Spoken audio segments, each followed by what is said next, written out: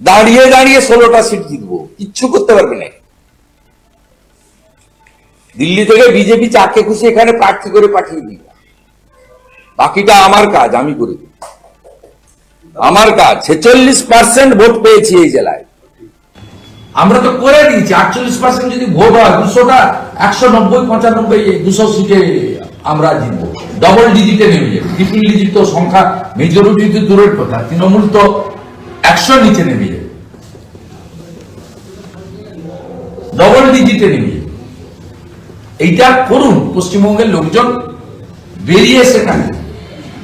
ভারতীয় জনতা পার্টি প্রত্যেক বছর এসএসসি করবে, চাকরি দেবে, 10 লক্ষ। তৃণমূল তো ডবল ডিজিটে নেমে যাবে, তৃণমূল তো 100 নিচে নেমে যাবে, বিস্ফোরক দাবি বিরোধী দলনেতা শুভেন্দু অধিকারীর। পাশাপাশি তমলুকে গিয়ে শুভেন্দু অধিকারী তিনি বলছেন যে দাঁড়িয়ে দাঁড়িয়ে 16টা আসনে জিতবো, কিচ্ছু করতে পারবে না।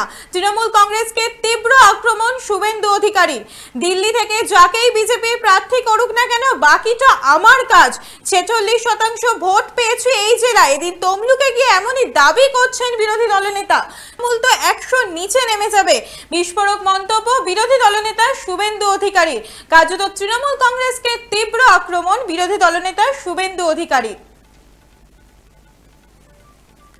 16টা আসনে জিতবো, কিচ্ছু করতে পারবে না, তৃণমূল কংগ্রেসকে তীব্র আক্রমণ শুভেন্দু অধিকারী। দিল্লি থেকে যাকেই বিজেপির প্রার্থী করুক না কেন, বাকিটা আমার কাজ। 46% ভোট পেয়েছে এই জেলায়। তমলুকে গিয়ে এমনই দাবি করছেন বিরোধী দলনেতা শুভেন্দু অধিকারী। আপনারা দেখছেন বর্তমানসময়.com, তর্কে নয় যুক্তিতে আমরাই শুধু খবরে। দেখতে থাকুন বর্তমানসময়.com।